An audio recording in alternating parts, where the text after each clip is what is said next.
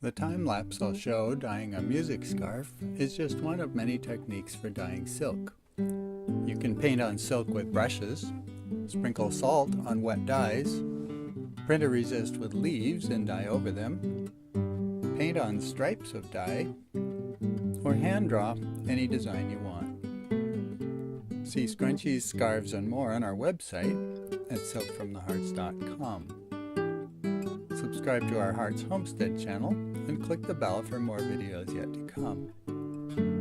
To create contrast with the music notes, I used a dark resist on light dye and light resist over dark dye, with 5 shades of light to dark resist to draw the notes and dividing lines, and 23 colors of dyes in cool, warm, and reddish browns, olive green, peach, and denim.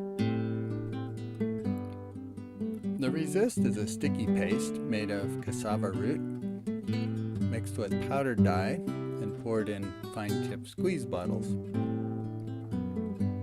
As both a musician and a fabric artist, I naturally wanted to make a music-themed silk scarf.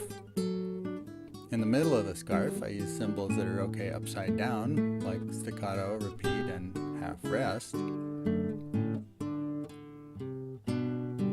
I put the treble clef just up from the end where it will be seen easily, since most people will recognize it.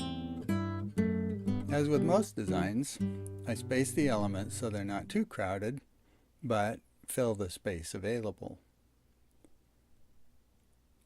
I keep a sheet of possible notes and symbols to use so I can find one of a right size or shape that I need to fill a space. You can use any color scheme. I've also done music scarves in blue, green, and purple. But it's hard to see what color the resist is when you're putting it on, because even a light resist looks very dark. Where the resist meets the hem, squeeze the resist into the hem from both sides, because the tiniest break in the resist will allow the dye colors to leak through. Be careful not to get resist where you don't want it, because once you get it in the silk, it's hard to remove. You can use a disappearing fabric pen if it helps to draw your design first. You can use this method to draw and dye any subject matter on silk, from flowers to mountains to seashells or anything else. Once the resist is dry, we can begin dyeing it. The dark resist, I can dye over it easily with lighter dyes, but the light resist, I have to go around the resist with the darker dye so it doesn't darken the notes, change the color, and lose the contrast. It helps a lot to have a clear table to work over with lights coming from below, because otherwise it's hard to see the colors and how well they are blending.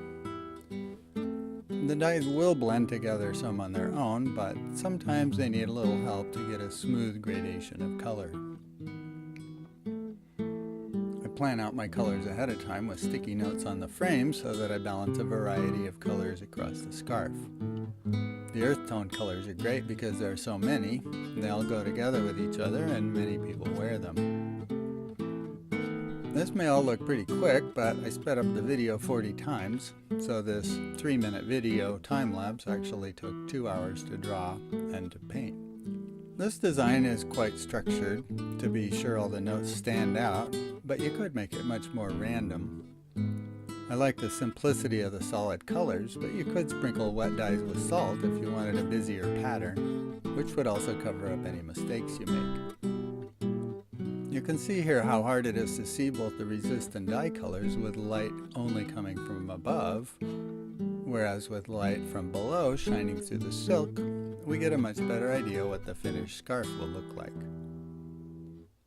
And since it's rather hard to remove dye or resist from silk, if you make a mistake, the easiest way is just to reverse the video, and then you get nice white silk all over again.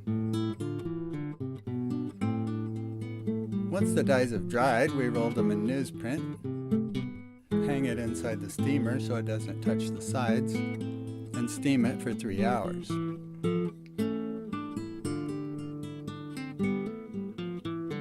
Then we unroll it, let let the scarves dry a bit, then rinse them in cool water, then soak in dye set for a half hour, then rinse again and put in mill soft in hot water for 10 minutes, and then rinse in cold water and iron. Now we can finally see how the design and the colors all turned out.